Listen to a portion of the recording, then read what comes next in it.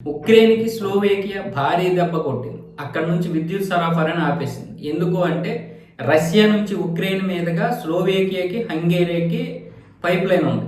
చమురు పైప్‌లైన్. ఈ పైప్‌లైన్ ద్వారా చమురు వస్తది. అదే రుజ్బా పైప్‌లైన్. ఈ రుజ్బా పైప్‌లైన్‌ని వాళ్ళు నిర్మించుకున్నారు అప్పుడెప్పుడో.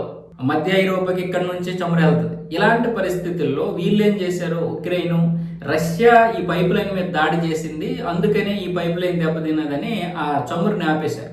వీళ్ళు ఇలా చెప్తుంటే అక్కడ స్లోవేకియా ఏం చేసింది, వెంటనే తన రాయబారిని పంపించి మీరు ఆ పైప్ లైన్ చెక్ చేయండి అంటే వాళ్ళు అనుమతి ఇవ్వలేదు ఉక్రెయిన్ వాళ్ళు. జనవరి 27వ తారీఖు నుంచి ఇది జరుగుతుంది.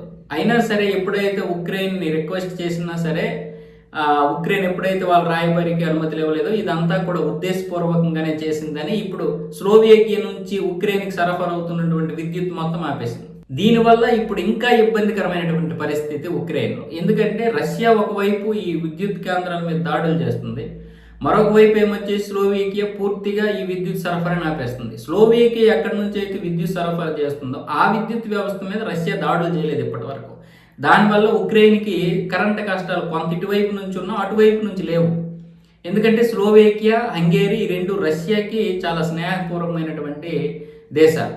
ఒక విధంగా చెప్పాలంటే ఐరోపాలో ఈ రెండు దేశాలు రష్యాకి మంచి సపోర్ట్ దేశాలు. అందుకే రష్యా కూడా వాళ్ళ యొక్క వ్యవస్థల మీద ఎక్కడ కూడా దాడి చేయలేదు ఉక్రెయిన్లో.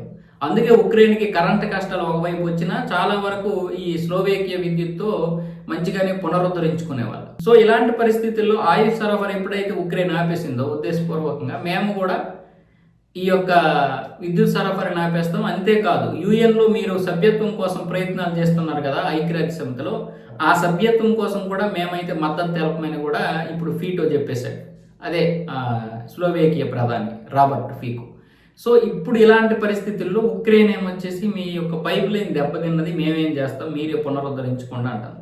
కానీ వాస్తవం ఏంటంటే అక్కడ పునరుద్ధరించుకోవాలంటే ఫస్ట్ ఇప్పుడు ఇక్కడ ఉన్నటువంటి రాయబారికి అనుమతులు ఇవ్వాలి కదా. అంటే ఇదంతా కూడా ఒక పక్క అబద్ధంతో రష్యాని ఇబ్బంది పెట్టాలని ఆ చమురును అక్కడ నిలిపేశారు. అమెరికా సహాయంతో లేదా ఐరోపా దేశాల యొక్క సలహాతో మొత్తానికి ఉక్రెయిన్ అయితే ఈ సలహా పాటించింది. ఇప్పుడు దానికే భారీ ఎదురు దెబ్బ అయితే తగిలింది.